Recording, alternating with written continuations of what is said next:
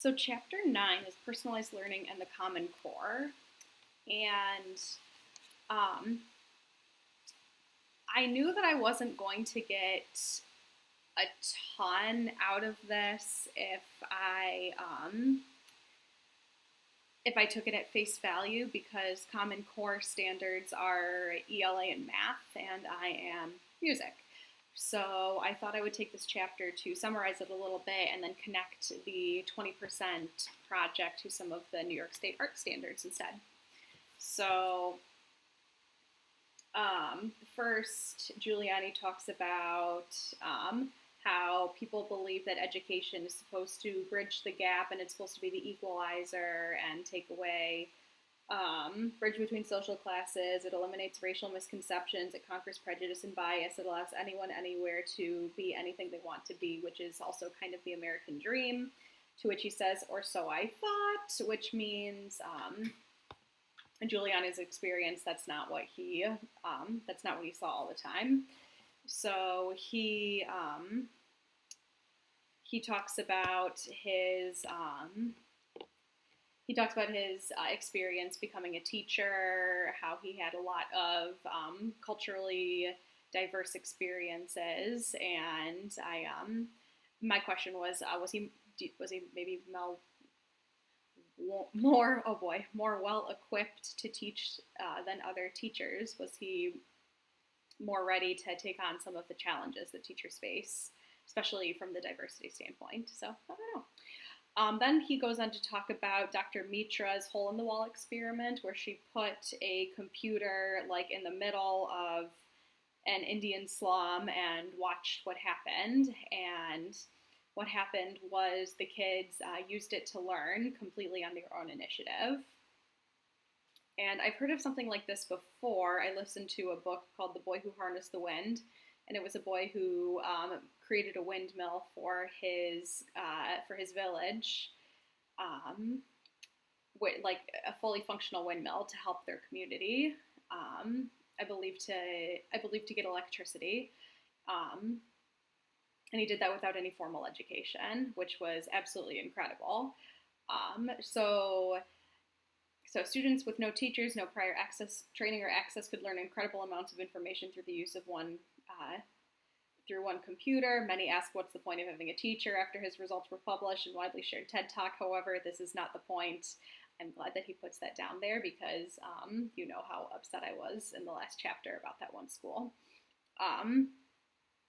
So I do like the idea. So what came out of it was a platform for students to use their natural inquiry and curiosity. And I like that because I feel like students lose that over the course. I mean, they certainly lose that as they get older, because as they get to middle school age, maybe they're more interested in conforming, although some very brave ones will go out on a limb and kind of start their own movements. I'm thinking of like the sixth graders who play D&D. I think that's so cute. But I like that. I like the idea of encouraging students to be curious and to question things. Although I do have a hard time when students question, say for example, my authority as a teacher. That's a little annoying. But like questioning, like why does this happen? What happens if I do this? If I take a look inside myself, what do I find? Just like all sorts of learning. So down here it says, Dr. Mitra's research found 6 essential features of the hole-in-the-wall learning stations that use a child's natural curiosity to stimulate learning. And the one... what is it? So the playground setting, the station is set up in an open environment, so collaboration is natural and all students have access, whether they are in or out of school. To which I've commented, like, if you tell a student to do something, maybe they won't want to do it, but if they come up with their idea on their own, or if you don't tell them something, maybe they'll do it of their own volition. That's what that reminded me of. Collaborative learning. Optimum utilization of learning stations, so supporting experiential and exploratory types of learning, which again I really like. I've tried to do that in the music classroom through mostly composition on the Orff instruments, and sometimes it works really well. Worked great with the fifth graders because there was some structure in there, but the third graders was a hot mess. I needed more structure and modeling, but that's neither here nor there right now. Integration with the school system. So exploratory learning supports traditional schooling. It doesn't like replace traditional schooling, which I also liked very much. Number 5, I just have like a love this written next to it. Students naturally explore the learning station, and with that comes problem solving and critical thinking, like those skills that are really important to teach kids for the jobs that don't exist yet. And projects by children, they're designed to engage children in authentic tasks relevant to their daily lives. And I think that this 20% project in music will be really good for this because classical music is not relevant to a lot of kids' lives, and I haven't used a ton of classical music in the classroom just because I know kids are going to listen to it and be like, what's the point of this? I do want to approach it in a different way in the future and make it relevant to their lives.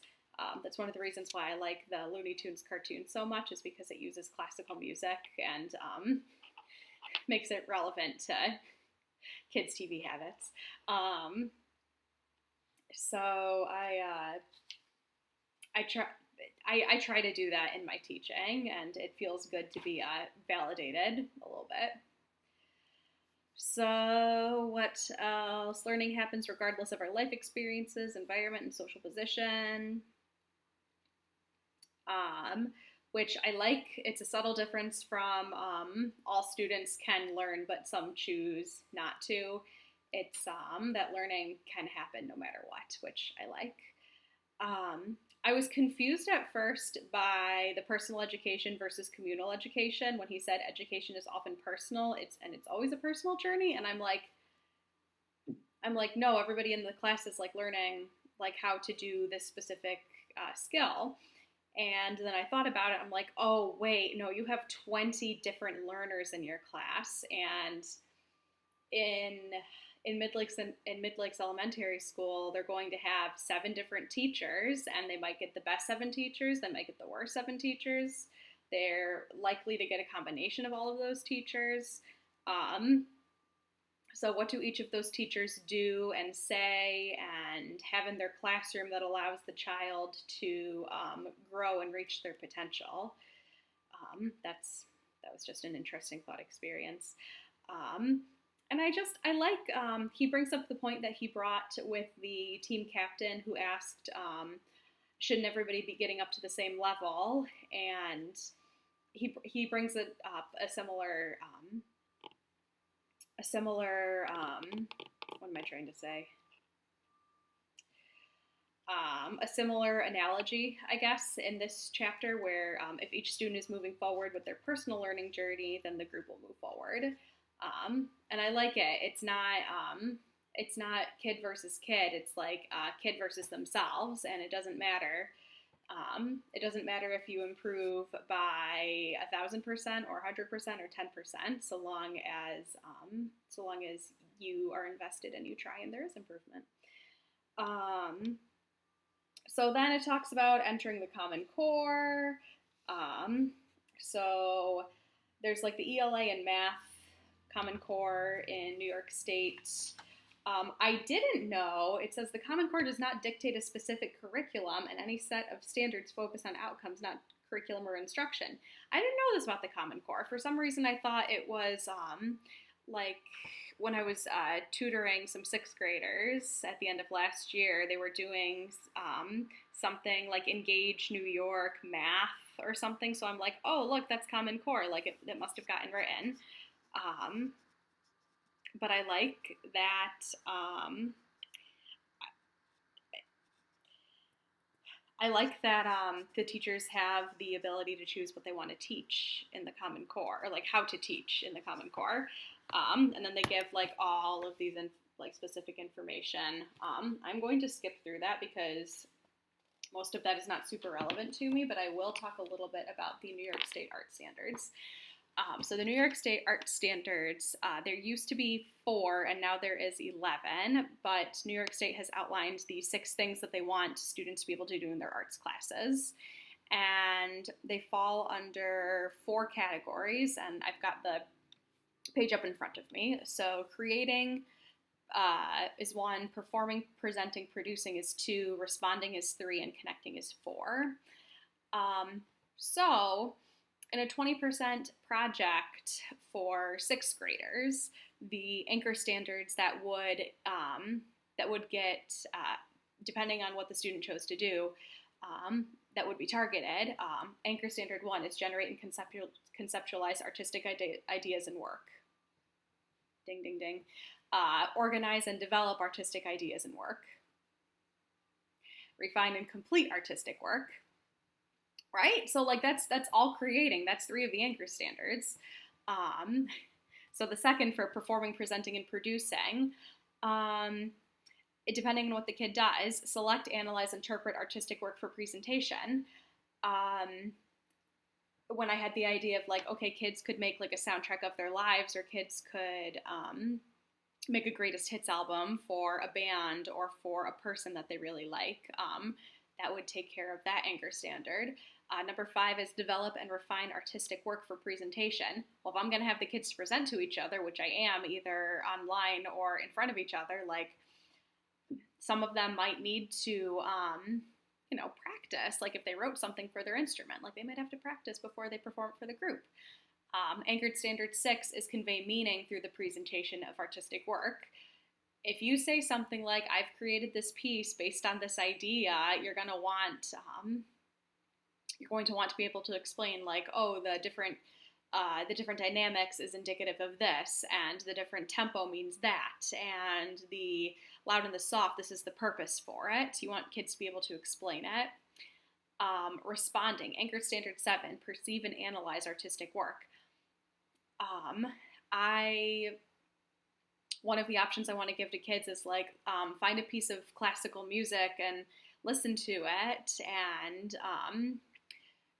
draw what are you inspired by in the piece, and draw it. So maybe, I don't know, maybe you're hearing like the swells in the music and it reminds you of the water, or maybe you're hearing like long tones and it reminds you of birdsong or something, or you hear or fast tones, it reminds you of the birds flying. Anchor standard 8 is interpret meaning in artistic work. Same thing, like you hear a piece of music and like even pop songs, like break down the lyrics and what do the lyrics mean? What are they talking about? I know that when I was a kid, like when I listened to songs on the radio, I definitely should not have been listening to those songs on the radio because the content was like not quite so good. But like break down a song and what does it mean and what's the point, So I'll give them that option. Anchor standard 9 is apply criteria to evaluate artistic work. Like what makes something good or bad and why. How could this be improved? So hopefully when students are watching each other's presentation, they're taking these things into consideration in addition to like what do the students do well? Like what can we make better? Anchor standard 10 is relate and synthesize knowledge and personal experiences to inspire and inform artistic work. And that's kind of part of the point of this project, is for kids to create something that is relevant in their lives. And anchored standard 11 is investigate ways that artistic work is influenced by the societal, cultural, and historical context, and in turn, how artistic ideas shape cultures past, present, and future. So this one I think would probably be a bit specific, or a little bit more specific. But like if a kid wanted to explore like Irish music because his family's from Ireland, or if they wanted to investigate like songs of slaves in like the South during the Civil War period and before then, or how like what next steps music might take. Like the orchestra used to look one way, now it looks another way, and now there's like electronic music coming in, so where do they think music's going to go from there? And again, like pop songs too going back to like the earliest days of like Elvis Presley with their rock and roll and coming up today, and like dubstep and trap and remixing, guessing where things might go from there. So, and now I'm not looking at it anymore. So, I think that I can more than justify bringing this project into class, because I think that it might hit more standards than for each student than I might do on purpose. You know, like they might, that sounds bad, but I think that they might accidentally stumble upon more standards than if I just led them, if I led them by the, I can't think of the expression right now, but if I guided them the entire way there, or if I led them the entire way there versus like guided them toward other ideas and questions. So I will comment really quickly on taking the common experience further. So we're back to the book and it's page 106. And again, he emphasizes that it's more important to teach students how to think than what to think, and improve, I like that, improve our minds so as to enable us to think for ourselves. So like questioning, because that's a good life skill. Like, this doesn't work. Why doesn't this work? How can we make it better? I sound like my husband right now. And then he brings up a good point too. Like, can every teacher be inspirational? Maybe not, but I don't think we all need to be inspirational. Instead, our classroom should inspire. So I like the distinction that he makes between like being an inspirational teacher and having an inspiring classroom. And which is similar to a point that I brought up before. An inspirational teacher and a well-liked teacher might not be the same teacher. They might be, but they might not be, and that's okay. But they might both have inspirational classrooms, which is ultimately the point. And the last paragraph I really liked too. So if each student in your class is curious about learning, then your community will be curious. If each student in your class is focused on their personal growth, then your community will respect varying definitions of success. If each student in your class is intrinsically motivated, then your class will inspire each other to do great things every day. And I just wrote under that, like, success breeds success, and positive attitudes breed positive attitudes.